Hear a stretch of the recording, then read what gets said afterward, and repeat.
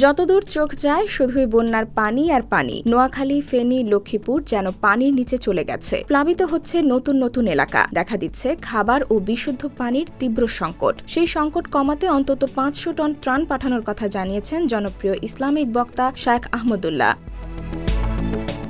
তিনি জানান, বুধবার তাৎক্ষণিক ১০ টন খেজুর, ১০ টন চিড়া, ৫ টন চিনি, ৫ টন লবণ ও অন্যান্য ত্রাণ সামগ্রী পাঠানো হয়েছে। সেগুলো বিতরণ চলছে। তিনি বলেন, যেহেতু এখন রান্না করার পরিস্থিতি নেই, এজন্য প্রথম ধাপে ৫,০০০ পরিবারকে ২ কেজি খেজুর, ২ কেজি চিড়া, ১ কেজি লবণ ও ১ কেজি চিনি করে দেওয়া হয়েছে। এই মুহূর্তে সবচেয়ে বেশি প্রয়োজন উদ্ধার তৎপরতা, যা প্রশিক্ষিত ও সংশ্লিষ্ট ইকুইপমেন্ট ছাড়া সম্ভব নয়। এ কাজটি বাংলাদেশ সেনা ও নৌবাহিনী সহ অনেকে ইতিমধ্যে করছেন।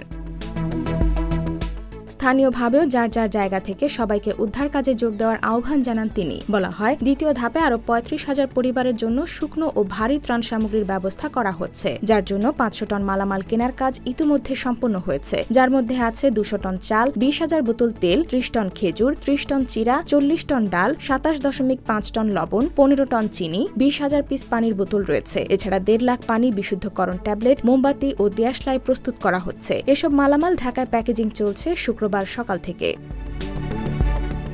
IBTV USA, new York.